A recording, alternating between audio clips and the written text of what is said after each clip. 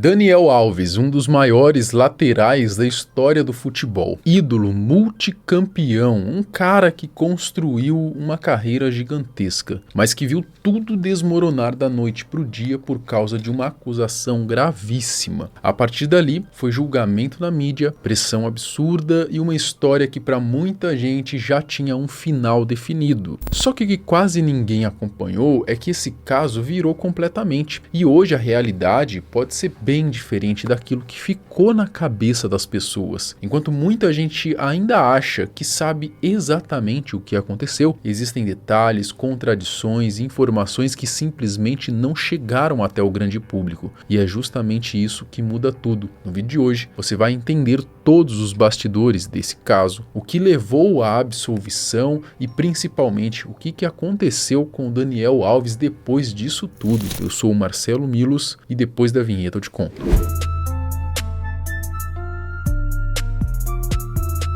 O caso de Daniel Alves passou por várias reviravoltas judiciais na Espanha, desde a denúncia no fim de 2022 até a absolvição em março de 2025. Tudo começa no dia 31 de dezembro de 2022, quando o lateral pede a um garçom que chamasse 3 mulheres para a área VIP da boate Sutton, em Barcelona, onde ele curtia. Segundo imagens de câmeras de segurança, o grupo dança junto por cerca de 15 minutos, até que Alves convida uma delas para uma suíte com banheiro, onde teria ocorrido a suposta agressão sexual.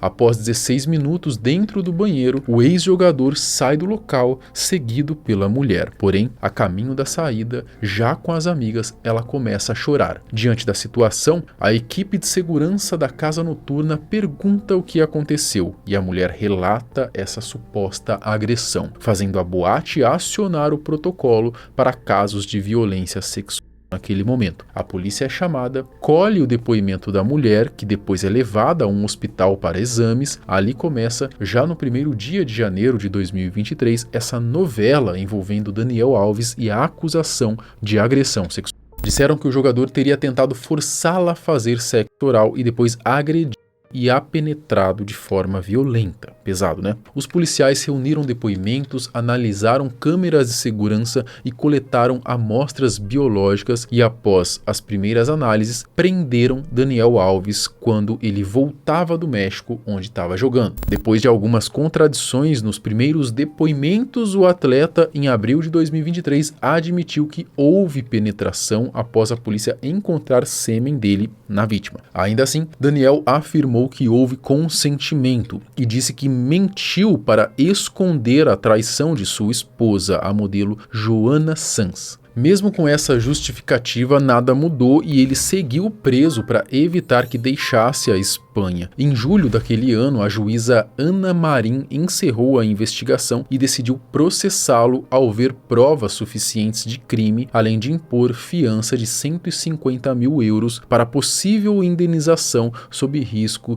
de penhora de bens. Em novembro, o Ministério Público pediu 9 anos de prisão por agressão sexual com penetração e indenização de 150 mil euros pelos danos físicos, psicológicos e morais sofridos pela jovem. A essa altura, Daniel já estava afundado, a opinião pública já o tratava como culpado, a mídia também, e convenhamos, tudo apontava para isso pela narrativa apresentada. Só algo muito fora do comum poderia livrá-lo de toda essa condenação. Então, no início de fevereiro de 2024, aconteceu o julgamento, e após as análises no fim do mês, já preso há mais de um ano, foi condenado a 4 anos e 6 meses e ao pagamento de 150 mil euros pela agressão sexual contra a jovem de 23 anos, até então sem identificação pública. Os magistrados aceitaram o relato da mulher e consideraram provado que o ex-jogador do Barcelona a penetrou sem consentimento. 4 anos e 6 meses foi a pena estabelecida pelo Tribunal de Barcelona contra Daniel Alves pelo crime de estupro Como você disse, a acusação pedia 9 anos, então existe uma expectativa de que a acusação possa recorrer ainda dessa decisão, como também a defesa de Daniel Alves. Aliás, a advogada dele, Inês Guardiola, acaba de confirmar que vai recorrer da decisão porque acredita na inocência do cliente dele até o fim. Ali parecia o fim da história e Daniel Alves seria para sempre visto como criminoso, com seus feitos no futebol ficando em segundo plano. Mas quando quase ninguém esperava, tudo mudou e uma reviravolta impressionante tomou conta do caso. As provas da inocência. No fim de março do ano passado, cerca de um ano após sua condenação, o Tribunal Superior de Justiça de Catalunha anunciou que aceitou o recurso da defesa do ex-jogador e Daniel Alves passou a não ter mais nenhuma pendência com a justiça espanhola. Quando saiu essa decisão da justiça espanhola, Daniel Alves já nem estava preso, porque após mais de um ano detido, ele conseguiu liberdade condicional ao pagar fiança de 1 milhão de euros. Porém, ainda tinha pendências com a justiça, tanto que não podia sair do país. Mas tudo mudou depois dessa decisão. A notícia pegou todo mundo de surpresa na época.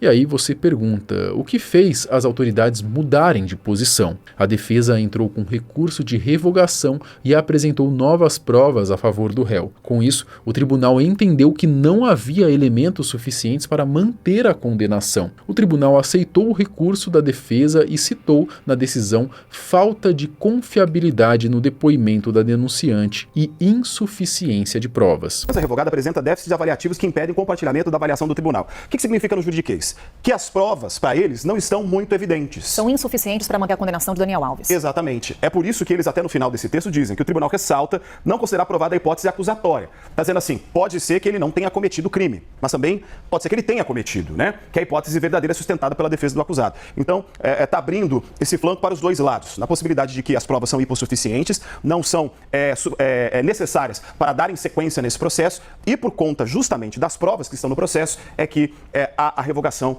dessa condenação do ex-jogador da seleção brasileira. Eles alegaram que o depoimento da vítima, da moça em questão, né, que acusou o Daniel Alves, é de que não batia, as coisas alegadas por ela não tinham consistência e falta de materialidade de prova. A decisão, obviamente, foi polêmica e gerou muitas críticas tanto aqui quanto na Espanha, mas também houve quem passou a acreditar que Daniel Alves pode ser inocente na acusação de estupro e que a mulher teria agido de forma premeditada. Que a vítima disse que o crime poderia ser verificado pelas câmeras, então teve ali uma certa contradição ou uma certa debilidade no depoimento da vítima e nas provas, né, que estão no processo, e diante disso o tribunal entendeu que a presunção de inocência e, sobretudo, o indúbio pro réu, na dúvida, tem que absolver o réu, acabou por cassar a decisão de primeira instância diante dessa fragilidade probatória da autoria delitiva por parte do Daniel Alves. Depois dessa reviravolta, novas informações sobre a moça começaram a surgir na internet. Vale lembrar que tudo isso corria em segredo de justiça até então. Por exemplo, a denunciante é espanhola, mas durante todo o processo seu nome e imagem ficaram protegidos, já que inicialmente ela fez apenas uma queixa criminal dizendo que não queria dinheiro, apenas que o jogador pagasse pelo que fez. Algo que, como você vai ver, não era bem assim. O fato é que, por isso, ela solicitou anonimato e sigilo total sobre sua identidade. As autoridades aceitaram, tanto que começaram a especular quem era a jovem. A justiça determinou que todo o conteúdo sobre ela fosse removido das redes. Dizem até que ela tinha um canal. Assim, ninguém sabia quem era a jovem de 23 anos que fez a denúncia. No início de 2024, a mãe de Daniel Alves chegou a quebrar o sigilo e revelou o nome e o rosto da denunciante, tentando ajudar no julgamento que aconteceria em fevereiro. O vídeo, ao que tudo indica, sugeria que a moça não demonstrava o sofrimento que relatou após o episódio, mas na época quase ninguém deu atenção, e essas imagens que a mãe do ex-seleção publicou desapareceram rapidamente da internet. Só que, depois da absolvição, o material voltou a circular nas redes. O vídeo é curto, mas tenta montar um dossiê sobre a jovem. Nele é dito que o nome da espanhola seria Ana Paz e que ela tinha mesmo 23 anos na época do ocorrido. Bom, daí vocês lembram daquele discurso de que ela só faria a queixa queixa criminal porque não queria dinheiro, apenas justiça? Então, logo depois, a moça, é claro, entrou com um processo civil, passando a pedir também uma indenização ao ex-jogador. Mas quem poderia imaginar, não é? Ela teria feito esse movimento como estratégia. A intenção, segundo essa versão, sempre foi tentar tirar dinheiro do atleta Daniel Alves. Voltando ao vídeo sobre a denunciante, há um trecho que mostra imagens da tal Ana e de sua prima, onde essa prima diz, abre aspas, queremos ser famosas. Já Ana responde que não se importava em ser famosa, mas só queria sair da ruína. Complicado, né? Ser famosa. No, a mí me da igual ser famosa, no, lo que quiero es salir de la ruina. Bom, no vídeo aparece uma matéria onde Ana supostamente abriria mão da indenização. Porém, 7 meses depois, a advogada da jovem, Esther Garcia, retificou o pedido em seu nome, dizendo que ela não tinha noção do que o processo penal significaria, inclusive pela saúde mental da espanhola, que estaria enfrentando problemas psicológicos. Tudo muito confuso, né? Essas situações certamente deixaram as autoridades com uma pulga atrás da orelha. O vídeo segue mostrando que Ana, em setembro de 2023, completou 24 anos e depois exibe como ela comemorou. Nas imagens dá pra ver ela se divertindo em uma balada, depois apareceram cenas em outras festas, dançando e até em cima de mesas e se expondo para quem estava ali. E não haveria problema nisso, se não fosse o fato de, no processo, ela alegar estar impossibilitada de trabalhar e com dificuldade até para atividades comuns após o trauma envolvendo Daniel Alves naquele dia. Também consta no processo que ela desenvolveu ansiedade e depressão e que estaria afastada por licença médica por causa disso. Claro que existem pessoas com ansiedade e depressão que frequentam esses lugares, bebem e levam uma vida desregrada até para esconder o que sentem, o que pode ser ainda pior. Mas nesse caso específico a questão é outra. Se existe uma licença médica dizendo que você não pode nem trabalhar por conta disso, mas ao mesmo tempo aparecem festas aparentemente bem, é inevitável que a sua versão perca força. E a defesa de Daniel Alves provavelmente explorou isso no processo. Outra informação que começou a circular envolve imagens da boate onde teria ocorrido o ato, mostrando o lateral e a moça juntos dançando, sem indícios de algo forçado. Segundo isso, ela teria ido ao banheiro por vontade própria. A advogada do jogador, Graciele Queiroz, que atua em casos de acusações de abuso, deu detalhes quando participou do Redcast. Ela explicou pontos considerados na absolvição, incluindo contradições no relato da denunciante e diferenças entre o caso e o que foi divulgado na mídia. Segundo a advogada, um amigo de Daniel chamou a moça e a sua amiga para o camarote, e uma das contradições seria que a denunciante disse não conhecer Dani, mas conforme Graciele, ela teria tirado foto com o ex-jogador e até dito que ele era o seu ídolo. Porque nós estamos falando aqui de camarotes, certo?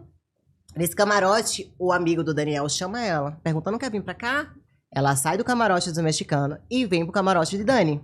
Nessa história, ela disse que não conhecia o Daniel, mas, pasmem, tinha uma fila para tirar foto com o Daniel Alves. Mas ela disse que não conhecia o Daniel Alves. Outro ponto é que no camarote o clima entre eles já era bem íntimo. Inclusive há relatos no processo indicando que a moça teria tocado nas partes íntimas de Daniel Alves ali mesmo, em um espaço onde outras pessoas estavam presentes, e que depois disso ela teria ido ao banheiro por vontade própria. A ação diz que chegou e viu que tava uma coisa assim muito caliente entre eles dois, mas não viu nada demais. Porém, ela tava com as mãos nas partes baixas dele. Isso tá num processo.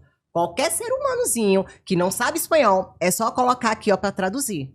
Você vai entender o que tá escrito aqui. Ela afirmou que eles ficaram cerca de 27 minutos no banheiro, um tempo bem diferente do que chegou a ser divulgado pela mídia por aqui. Ela passa no banheiro tipo uns 27 minutos, eles ficam no banheiro, tá?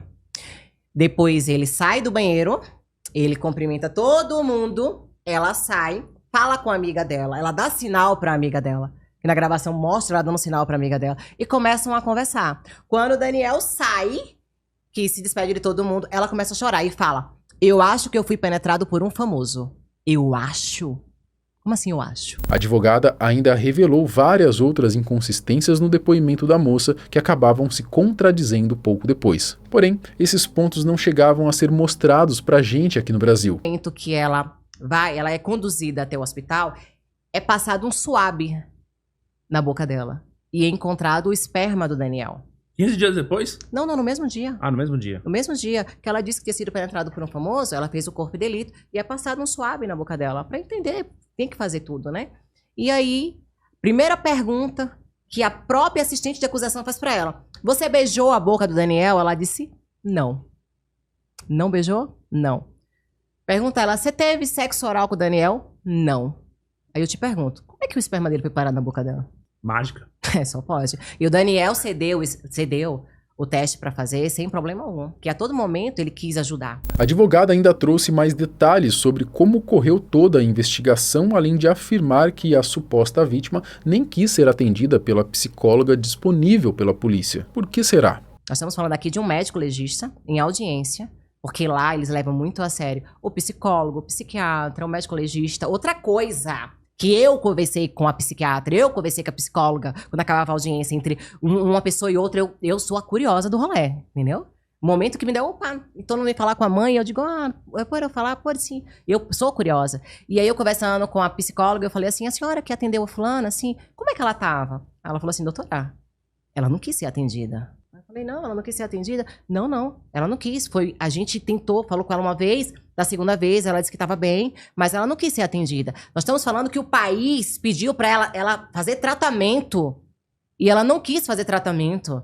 Mas ninguém quis ir a fundo para saber o que essa mulher estava falando. Enfim, tudo isso e mais um pouco acabou contribuindo para a descondenação do jogador. Como já falei em outros vídeos sobre o caso, eu não coloco a minha mão no fogo nem pelo Daniel Alves e nem pela moça. Só acho que ao acusar alguém de algo tão sério, é preciso muita responsabilidade antes de sair condenando publicamente. O Daniel já foi um grande vacilão só por ter ido lá e se envolver com uma mulher, ainda mais sendo casado e tendo família, mas daí cravar que o cara é um estuprador já é um abismo de distância, não é? A menos que existam provas realmente concretas. Os homens hoje, moeda de troca, é muito fácil acabar com a vida do homem. Se é casado, permaneça casado, né? Que você tenha uma mulher que realmente seja uma mulher decente, porque se não for, basta você se separar, arrumar outro relacionamento, independente de quem seja.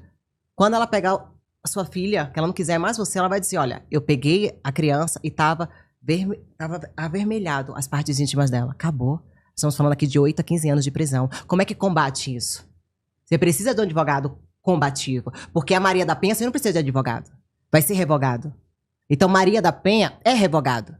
Porque é uma lei ridícula. Com todo respeito, é uma lei ridícula. Ai, Grace, você é contra... Não, eu sou pelo certo. Se o homem errou, ele tem que pagar. Agora, se a mulher errou, ela também tem que pagar. Não é assim, todo homem é abusador, toda mulher é inocente. Sabemos que não. Esse caso ainda deve ter novos capítulos, já que a suposta vítima recorreu da absolvição ao Tribunal Supremo da Espanha. Um processo que pode levar anos até uma decisão final. Então, resta aguardar para ver no que tudo isso vai dar. Mas, desde que saiu a notícia da anulação da condenação, Daniel Alves parece ter deixado de lado a vida agitada de antes para viver em total discrição. Pouco se sabe sobre ele atualmente. O que será que ele anda fazendo? A nova vida de Daniel Alves. Logo depois de sair da prisão, ao pagar a fiança de 1 milhão de euros, Daniel Alves optou por uma vida mais discreta e foi morar isolado na ilha de Tenerife, um destino frequentado por pessoas com alto poder aquisitivo. Por lá, reatou com a esposa e passou a viver de forma bem reservada. E desde então, mesmo após ter a condenação anulada, ele segue nesse mesmo ritmo. Ele continua, mas na dele, ainda vivendo na Espanha e hoje parece ter se aproximado muito da fé. Inclusive, teria se envolvido com atividades religiosas quase como um pastor. Tanto que recentemente Daniel foi um dos destaques aí do The Change, evento evangélico que reuniu cerca de 35 mil pessoas na Espanha. Durante o evento, realizado no estádio do Atlético de Madrid, o lateral falou sobre fé e deu seu próprio testemunho, citando o período em que ficou preso entre 2023 e 2024. Abre aspas. Eu sei que vocês sabem que eu estive preso. Aos 40 anos, fui preso, mas na prisão, Cristo me libertou. declarou o ex-jogador da seleção. No seu Instagram, onde soma mais de 35 milhões de seguidores, ele praticamente só publica conteúdos ligados à fé. Além disso, compartilha suas próprias pregações. Ele não segue ninguém e usa a rede social basicamente para divulgar aquilo que acredita hoje. Claro que sempre aparecem os julgadores de plantão, só Deus sabe se Daniel Alves realmente mudou ou não, mas, no fim das contas, quem somos nós para julgá-lo agora? É verdade que existem pessoas que usam a religião como fachada para fazer coisa errada, infelizmente, ou até para poder aparentar ser uma pessoa, ter se transformado numa pessoa melhor, mas nem todo mundo é assim. Como em qualquer área, há bons e os ruins, e fica a torcida para que Daniel esteja realmente seguindo um caminho melhor, que isso não seja só aparência. E você? O que você acha dessa história toda? Se Daniel Alves realmente é inocente, olha só o que uma falsa denúncia, uma falsa acusação fez com a vida dele, não é? Bom, comenta aqui embaixo. Até o próximo vídeo. Tchau.